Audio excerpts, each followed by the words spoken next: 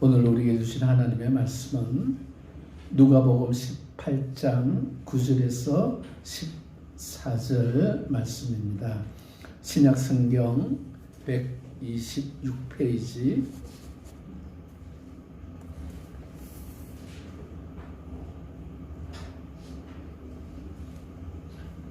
누가복음 18장 9절에서부터 14절 말씀입니다.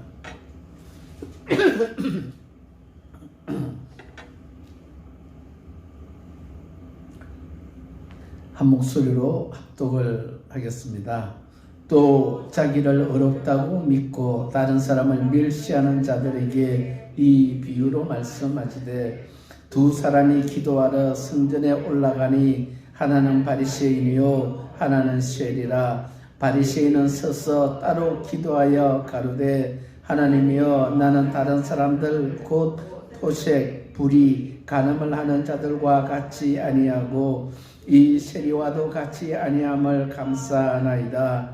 나는 일회에 2번씩 금식하고 또 소득의 11조를 드리나이다 하고 세리는 멀리 서서 감히 눈을 들어 하늘을 우러러 보지도 못하고 다만 가슴을 치며 가로되 하나님이여 불쌍히 여기소서 나는 죄인으로소이다 하였느니라. 내가 너희에게 이르노니 이 사람이 저보다 어렵다 하심을 받고 집에 내려갔느니라. 무릇 자기를 높이는 자는 낮아지고 자기를 낮추는 자는 높아지리라 하시니라. 아멘. 예, 찬송가 88장 회종찬양하겠습니다.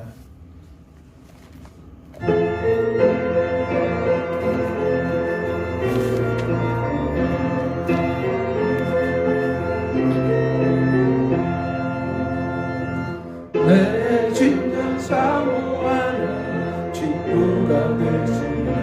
구주 예수님 아름다워라. 산 밑에 백합하여 빛나는 새벽 주님 영원할지라 주옵도다. 내 마음이 아플 적에 큰 위로 되고 나를 좋은 친구라. 주는 저 산 밑에 내가 빛나는 새벽 이 땅 위에 믿을 것이 없도다. 내 몸의 모든 염려 이 세상 돌아가 나와 항상 하여 주시고 시험을 당할 때에 악마의 계획을 정시 물리치사 날 지키시고 온 세상 날 버려도 주께서 안 버려 끝까지 날 돌아오시네. 주는 저 산 밑에 내가 빛나는 새벽 이 땅 위에 믿을 것이 없도다.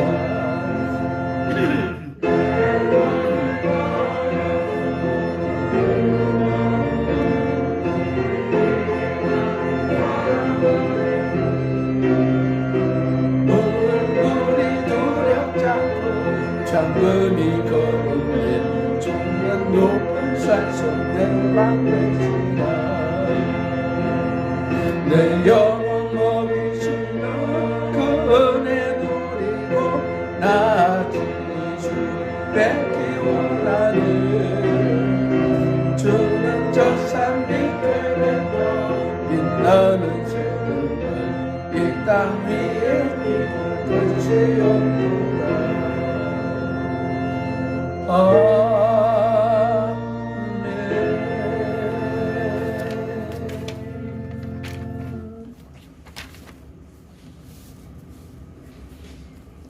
하나님은 살아계십니다.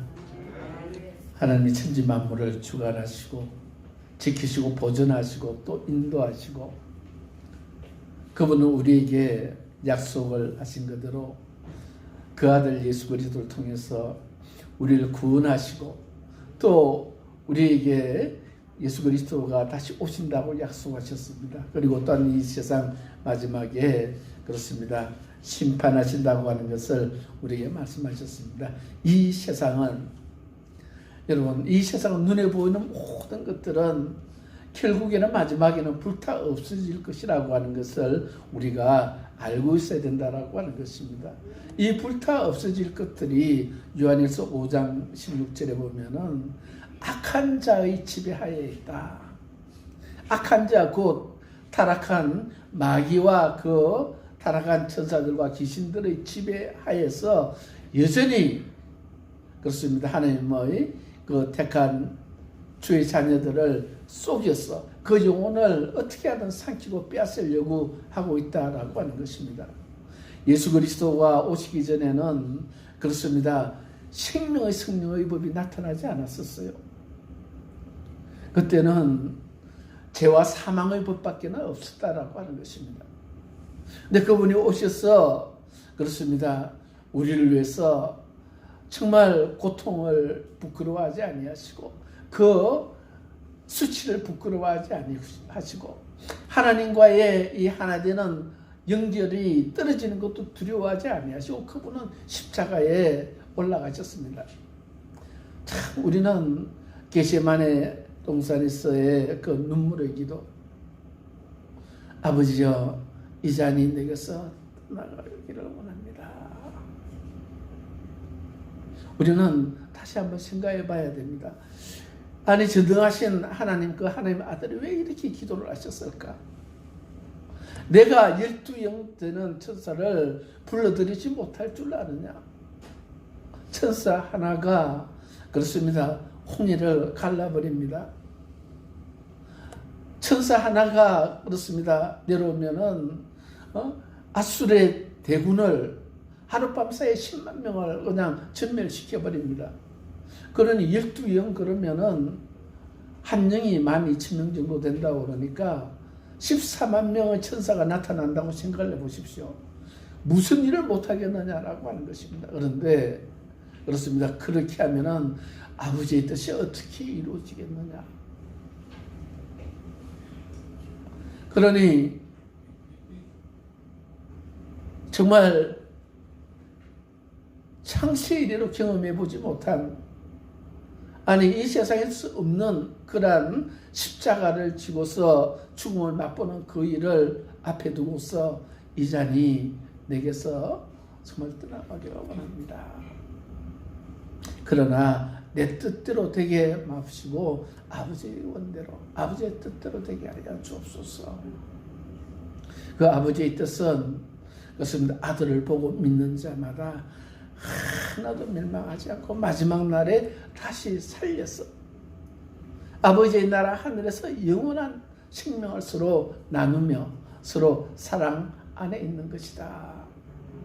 내가 무식한데, 우리가 무식한데 정말 하나님 입장에서 바라보면 말이죠. 우리도 우리 입장에서 바라보면은 그렇습니다. 100년 전에 우리 한국 사회 그 사진을 바라보면 미개도 그렇게 미개할 수가 없어요.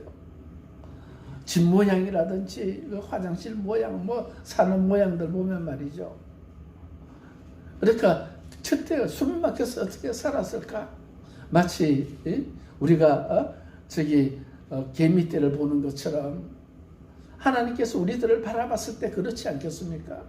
근데 하나님 보시기에 우리 인생은 어떤 존재냐? 흙집에 살며 벌레에 눌려서 죽을 자가 바로 우리다라고 하는 것입니다. 그래서 시편 25편에 말씀하시기를 인생은 벌레요 구덩이다. 그보다도 못하다는 것입니다. 그런 존재, 우리가 피조된 우리들, 그런 존재들을 하나님은 얼마나 높였습니까? 지극히 우리를 높여줘가지고 예수와 같이, 하나님 아들 예수와 같은 수준으로 너도 내 아들이라. 하나님이 그를 지극히 높여서 모든 이름 위에 뛰어나게 하시고, 그리고 모든 무릎을 예수의 이름에 꿇게 하셨느니라. 그 빌립보서 2장에 나오는 말씀인데, 너희 안에 이 마음을 품으라 곧 그리스도 예수의 마음이니. 그는 하나님의 본체이시고 하나님과 똑같은 그런 존재였지만 동등함을 취할 것으로 여기지 아니하시고 자기를 비워 종의 형체를 가져 종의 모습으로 나타나셨고 죽기까지 복종하셨으니 곧 십자가에서 죽으심이라. 이 하나님의 뜻을 이루시려고 할 때는 게세마네 동산에서 정말 우리는 눈물의 기도 그러는데 그 눈물의 기도가 아니라 정말 땀방울이 핏방울이 되는 그런 기도를 하셨다고 하는 것. 내가 그런 사랑을 받고 있다고 하는 것을 여러분들이 아시길 바랍니다. 나는 그런 사랑을 받는 자다. 그런 사랑을 받으면서 하나님은 나를 바라보시고서 나에게 부르시고 그리고 자꾸만 택하심으로 오라고 자꾸 불러주셔서 택하심, 그리고 택하심을 통해서 내게 자꾸만 믿음을 불어넣어 주시는 것입니다. 그 불어넣어 주시는 믿음이 뭐냐 그러면은 바로 말씀이다라고 하는 것입니다. 하나님께서는 우리 마음에 말씀을 자꾸 부어주세요. 잠자는 가운데서도 우리 인을 치듯이 막 말씀을 부어주시는데 자꾸만 우리가 깨닫지 못하고 있습니다. 욥기에도 보면은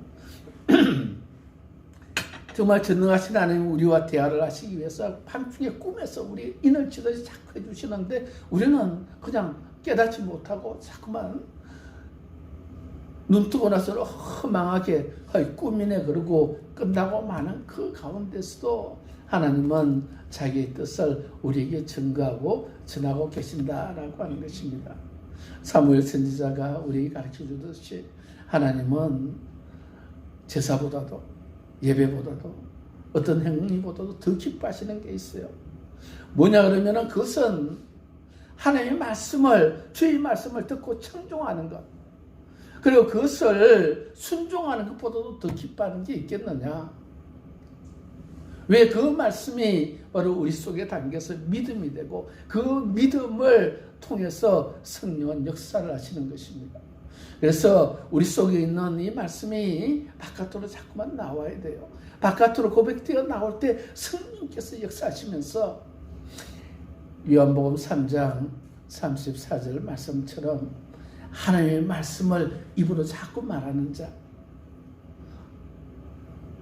요한복음 3장 16절 하나님 세상을 이처럼 사랑하셨다고 자꾸 입에서 자꾸 나오는데 그것이 어디서 나옵니까?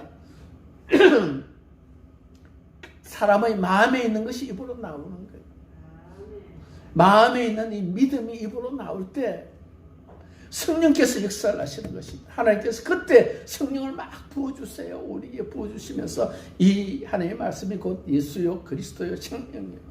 그것이 하나님의 사랑이요. 이것은 정말 믿는 사람들의 믿음 가운데서 막 그냥 죽은 자를 살리는 역사들이 일어나는 거다라고 성령께서 증거를 해주셔서 성령의 이 은사들, 사역들, 역사들이 막 나타나는 줄로 믿으시기를 바랍니다. 성령께서 그렇게 역사한다고 분명히 하나님이 말씀하시고 기록하신 대로 하나님은 나사렛 예수에게 성령과 능력을 막 키로부터 부어주셔서 역사하시는 것입니다. 그래서 나사렛 예수 이름으로 성령 나가니까 성령이 역사하시니까 안전병이가 일어나고 사도행전 3장에 안전병이가 탁 일어납니다. 나는 아무것도 없어. 베드로가 이야기를 합니다. 내게 가진 것은 아무것도 없지만은 그러나 내게 있는 것을 내가 너에게 주겠다. 그러면서 나사렛 예수 이름으로 내가 너에게 말하노니 일어나 걸어라.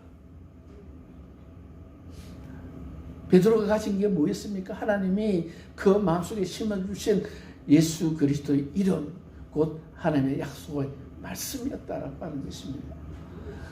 이 말씀이 우리 속에서 역사하시길 예수님으로 축원합니다. 이 말씀이 우리 속에서 역사할 때 안전병이 일어나고 죽은 자도 살아나고, 아니 병든 자도 혈류병 30년 몇십 년 혈류병을 앓던 그 여자도 한순간에 고침을 받지 않습니까? 우리에게 이와 같이 역사하시는 것은 그렇습니다. 말씀의 역사다라고 하는 것입니다. 오늘 우리 교동문에서처럼 내가 사망의 엄침한 골짜기를 다닐지라도 해를 두려워하지 않는 것은 그렇습니다. 사망 엄청난 골짜기 다녀도 주께서 지켜주시는데, 주의 지팡이와 막대기가 나를 안위하시면서 임마누엘을 하시는데, 참 기이한 방법으로 우리들로 하여금 움직이게 하고 걸어가게 하고 살게 하고, 그 정말 숨막히는 고난 가운데서도, 두려움과 어려움 상황 가운데서도, 세상은 악한 자의 수중에 있기 때문에 그렇습니다. 그냥 어떻게 하든 죽이게 하고 망하게 하고 같이 더 큰 그런 무리를 만들어서 죄를 짓게 해가지고 넘어뜨리려고 하는 것이다라고 하는 것입니다. 옛날에는 칼 가지고 사람을 많이 죽여도, 한 사람이 10명 전쟁이 일어나도 그렇게 죽일 수 있는 방법이 없었습니다. 근데 이제는 총이 나오고, 그 다음에 총이 나오니까 말이죠. 총이 이제 발전해서 그렇습니다. 기관총이 되고, 기관총이 되니까 한 번 죽이면은 100명, 200명이나 1000명씩 막 죽일 수 있습니다. 네. 지금은 어떻습니까? 핵폭탄이 터지지 않는다고 할지라도, 열화, 미사일이라고 해가지고 건물에다, 50층 건물에다 한 방 때리면은 그 안에 있는 사람들은 순식간에 다 죽어버린대요. 이런 시대가 왔다라고 하는 것입니다. 우리를 두렵게 하고 정말 힘들게 만드는 그런 세상의 흐름을 볼 때 남의 일처럼 보이는 그런 사람들도 있습니다. 지금 우크라이나 유럽의 일이에요. 그래서 러시아하고 전쟁이 일어났습니다. 일어나지 않는다고 서로 주장하고, 일어나면 보복하겠다 그러고 그렇게 하다 전쟁이 일어나 버렸습니다. 그런데 여러분, 저 멀리 있는 나라 일이라 우리하고는 상관이 없어. 상관이 없어 그랬는데, 그렇습니다. 엄청난 그런 무거운 그런 짐으로 그렇게 말한 사람들에게 돌아온다라고 하는 것입니다. 우리가 쳐다보고 우리가 그것을 판단을 했을 때는 그냥 산들바람이었다라고 그러면은, 잠언 1장에 보면은 나중에 하나님께서 그것을 돌려주실 때는 광풍이 되어가지고 사람이 막 날려갈 정도의 그런 태풍처럼 몰아오게 될 때, 그때 너희는 어찌하겠느냐. 2차 대전이 일어나기 전에 영국 수상이 폴란드를 이렇게 점령하려는 나치 히틀러랑 회담을 벌였습니다. 그 폴란드 체코 그게 나라가 영국에서 한 1000km 정도밖에 안 떨어져 있대요. 근데 그때 이제 발표가 신문에 실렸습니다. 우리도 알지 못하는 먼 곳에서 일어난 분쟁 때문에 우리가 또다시 전쟁에 끌려가야 되겠냐고.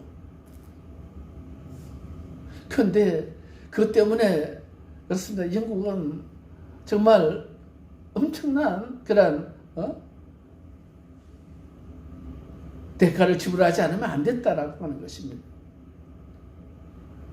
독일에게 밀려가지고 말이죠. 영국군하고 프랑스군이 덩케르크라고 하는 곳에 완전히 밀려났습니다. 포위되어 버렸어요. 그 안에서 정말 동안에 된 던취가 되어 버렸습니다. 하나님 도와주시옵소서. 독일도 예수 믿는 나라요. 영국, 프랑스도 예수 믿는 나라인데 다 똑같은 하나님께 도와달라고 기도했습니다. 네, 정말 하나님이 말이죠. 똑같은 예수를 믿는 나라라고 할지라도 어떤 사람을, 어떤 나라를 하나님께서 도와주시겠느냐라고 하는 것입니다.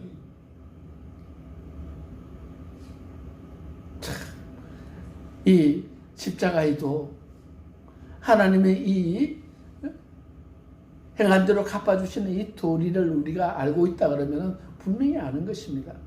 살리려고 하는 자와 죽이려고 하는 자, 인간을 인간으로 대접하지 않고 인간 이하로 기계로 하나의 더 소모품으로 그렇게 대접하려고 하는 그러한 나라들 분명히 하나님은 구분을 하신다라고 하는 것입니다. 요셉을 죽이려고 했던 10명의 그 야곱의 아들들 중에서 살리려고 한 사람이 딱 한 사람이 있었어요. 바로 그 네 번째 아들 유다였습니다. 종으로 팔자고 죽이지 말고 그래도 팔면 돈이라도 챙겨 좋지 않냐고 겉으로는 그렇게 말했지만 그 속에는 사람을 살리는 그런 은혜가 역사가 들어있다라고 하는 것입니다. 우리들도 하나님의 은혜를 구해야 될 줄로 믿습니다. 어떤 일을 하든지 간에 살리는 데 쓰임을 받게 해주시옵소서. 내가 알지 못하는 가운데 선택을 두 개 중에 해야 된다 그러면은 하나님이 기뻐하시는 쪽, 살리는 쪽에 내 마음이 가게 하고 그것이 선택할 수 있도록 하나님 인도해 주시옵소서. 우리가 할 수 있는 것은 없습니다. 더할 수도 뺄 수도 없는데 그런데 우크라이나 사태 같은 것을 바라보면 말이죠. 그렇습니다. 하나님께서 진노를 내린다고 할지라도 너희들은 그것을 보고서 정말 잘 됐네, 꽃이네, 뿌린 대로 거둘 수밖에 없지.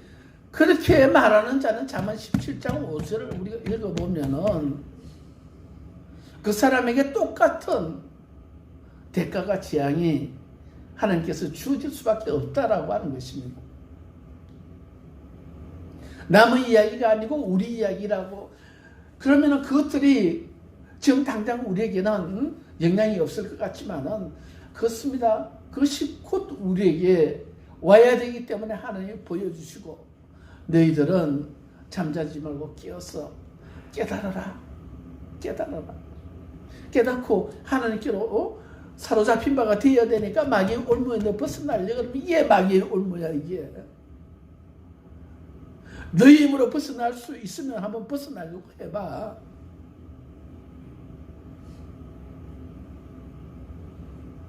우리가 할 수 있는 것은 우리가 하되 너희들이 안 되는 것은 빨리 알고 하나님께 와서 저 앞에 겸손하게 무릎을 꿇고 기도해야 되지 않겠나. 순종의 도와 권면의 도가 고린도전서 5장에 보면 나와 있습니다.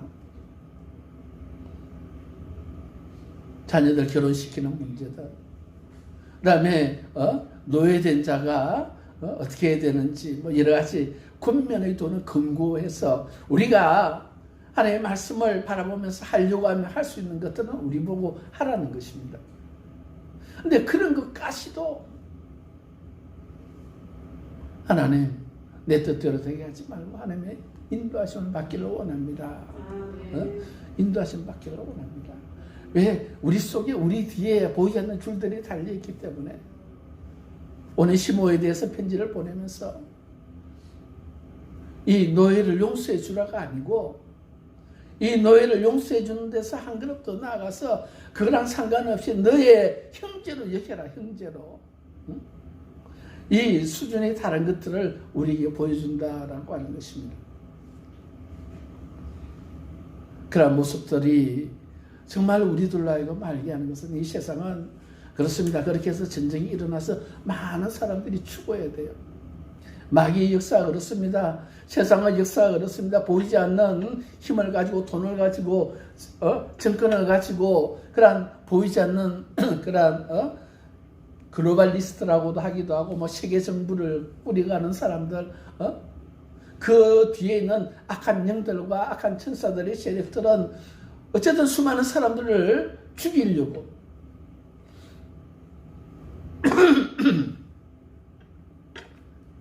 여러분 우리가 그러면 할 수 있는 것은 무엇입니까? 그것을 반대하고 총 들고 나서 싸우고 그렇게 우리에게 하라고 하는 것이 아니라 오늘 너는 어디에 서 있는가? 오늘 우리들이 자신들을 돌아볼 수 있도록 하나님 하신다라고 하는 것입니다. 어떤 때는 그렇습니다. 사망의 음침한 골짜기 입구에 서 있을 수도 있고 어떤 때는 그 중간에 끌려 들어가 있을 수도 있고 어떤 때는 가장 깊은 곳에 떨어져 있을 수도 있고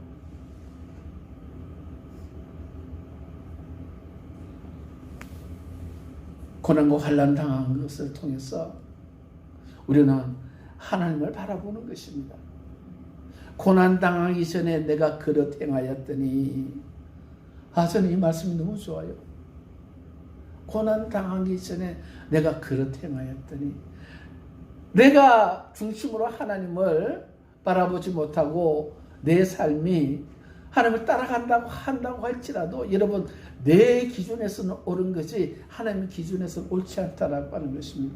아직까지는 부족하다고 하는 것들이 우리 주변에 얼마나 많은지 모릅니다. 왜? 우리 삶 문화라고 하는 것이 기독교 문화가 아니고 유교 문화고 세상 문화 속에 오랫동안 찌들어왔기 때문에. 그런데 하나님의 이 기준, 하나님의 이 말씀은 우리와 다르더라라고 하는 거예요.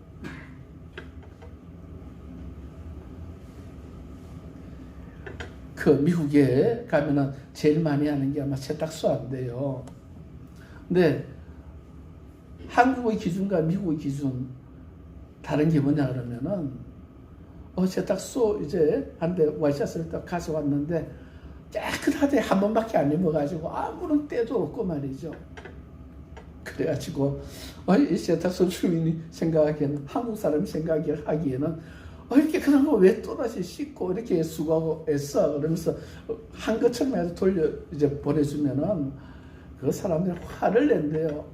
왜 세탁 안 하고 한 것처럼 보냈냐고. 아니 깨끗하지 않냐고, 한 거다고. 그럼 근데 이 사람은 기준이 있어요. 냄새가 난, 자기 냄새가 옷에 배어 있는데 세탁해서 그걸 없애라고 그러는데, 때 없애는 거 기준이 말이죠. 눈에 보이는 것을 기준으로 삼으니까 안 되는 거예요.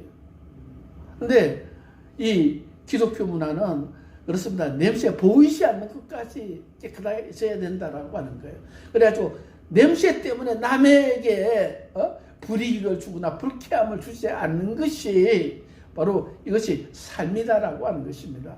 고린도전서 10장 33절에 뭐라 했습니까? 자기의 유익을 구치 않고 남의 유익을 구하는 이 삶의 기준에는 내가 보기에는 깨끗하게 보여도 한국 기준이나 유교적인 이 기준 가지고는 택도 없다라고 하는 것입니다. 그러니까 우리가 보기에는 깨끗한데, 근데 천만의 말씀, 하나님 보시기에는 이건 깨끗한 게 아니다라고 하는데, 이런 것들이 수없이 많기 때문에 우리들 기준으로 살지 말라고 하나님은 우리에게 말씀하신다라고 하는 것입니다.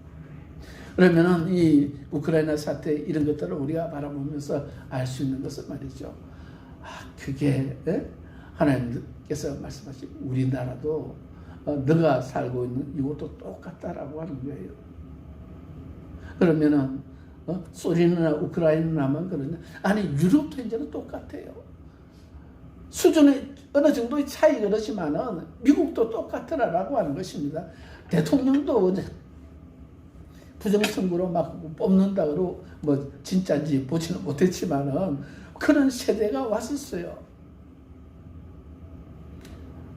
근데 그러한 것들이 바로 한 사람 두 사람 한 좁은 곳에서 일어나는 것이 아니라 전 세계적으로 일어나는 일이라고 본다 그러면은 하나님은 우리에게 전 세계적인 회개를 우리에게 하나님은 명하시는 것과 같다라고 하는 것입니다. 전 세계가 이와 같다 그러면은 벌써 이 전 세계가 죄와 악이 허물이 그냥 차고 넘쳐서 이제 관영되어서 곧 끝날 때가 다가오고 있다. 그때 너는 어떻게 할 것이냐? 우리에게 하나님은 정말 말씀을 자꾸 주신다라고 하는 것입니다. 이러한 말씀이 우리에게 와닿을 때 그러면 우리는 어떻게 해야 됩니까? 우리에게 어떻게 해야 되느냐라고 얘기를 할 때 우리 하나님이 우리 원하시는 것은 무엇입니까? 너는 베드로전서 1장 15절 뭐였습니까? 내가 거룩하니 너희도 거룩해라고 그러셨죠. 하나님이 거룩하신 만큼 너희도 그 거룩함에 따라와라. 근데 그 말하는 거룩함은 우리의 형태, 외모를 거룩하게 말씀하시는 것이 아니라 모든 행실에서 거룩하라. 모든 행실에서 거룩하라. 하나님 그렇게 말씀하시는 것이다라고 하는 것입니다. 우리가 하나님을 닮아가는 모습이 무엇입니까? 하나님을 닮아가는 모습은 하나님처럼 예수님처럼 우리가 예수님처럼 되기를 원합니다.